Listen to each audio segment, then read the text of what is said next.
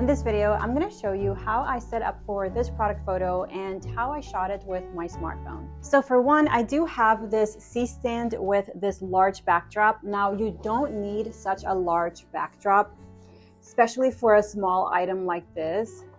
What you can do is have like a poster board and just tape it on the wall. You can create the same exact look. Because what really matters is that you have that yellow backdrop on the back, and then that way you can place the rest of your setup in front of it. So this is a storage box that I got from my local craft store. It could also be a shoe box, so it's nothing fancy. I have my product here, and I have decided to pick out some props, which is basically the scent of this product, which is a very easy way to pick out props when you're first starting out.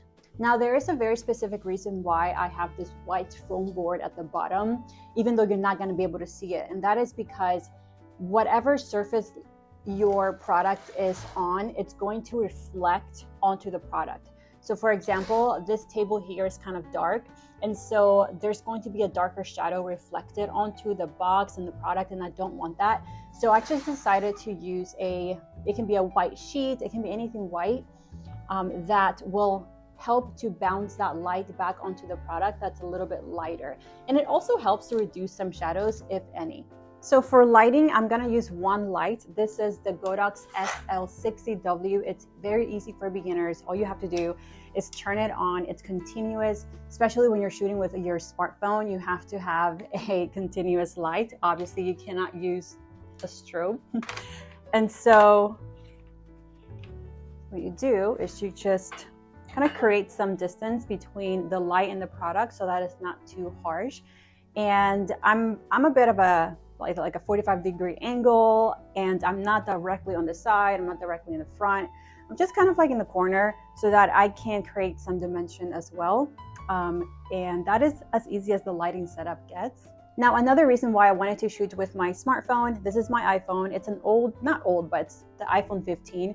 I wanted to show you that you can achieve great photos with your smartphone, and it doesn't have to be the latest smartphone, whether it's Android or iPhone.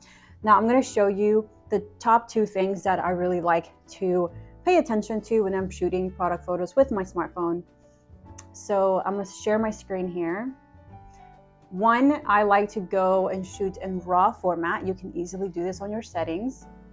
And 2, I like to shoot at a 2x, which is basically like your zoom, so your focal length. It almost mimics like a 48 to 50 millimeters on a camera, so it makes it look more professional. Now, one last thing that I'm gonna do, and this I just had laying around, so I'm not going out there buying all these new things, but especially if you don't have a whole bunch of props, you don't feel like you have to have a whole bunch of props to make things look good.